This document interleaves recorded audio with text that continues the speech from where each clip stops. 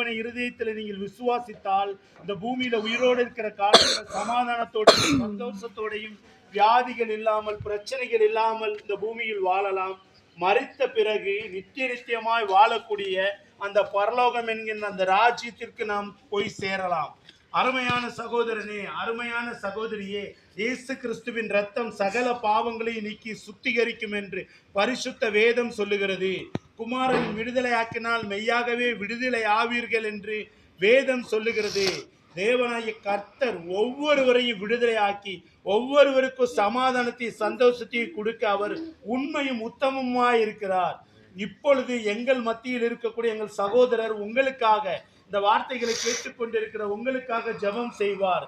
நீங்கள் இருக்கிற இடத்தில் நீங்கள் உங்களுடைய இருதயத்தில் விசுவாசித்து உங்கள் வாயினால் அறிக்கையிட்டால் கட்டாயம் உங்களுக்கு தேவன் நித்திய ஜீவனை பரிசளிக்க ஆயத்தமாக இருக்கிறார். எல்லோரும் கண்களை மூடி ஜெபம் செய்வோம்.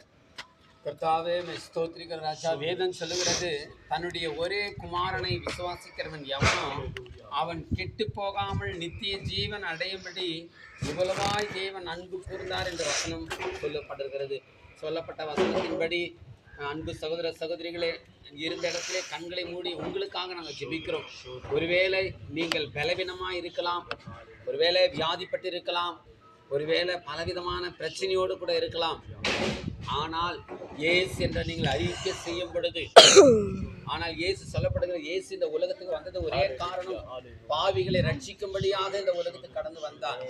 ஆமென். இந்த நாளில கூட நீங்கள் கண்களில் இருந்த இடத்திலே, ஏசப்பா, எனக்குள்ள இருக்கிற பலவீனங்கள், எனக்குள்ள இருக்கிற போராட்டங்கள், எனக்குள்ள இருக்கிற பிரச்சனைகள் மாற்றி போடுங்க ஏசப்பா, உண்மை நாங்கள் விசுவாசிக்கிறோம், உண்மை நோக்கி நாங்கள் கூப்பிடுகிறோம் என்று சொல்லி அந்த இடத்திலே நோக்கி கூப்பிடும் பொழுது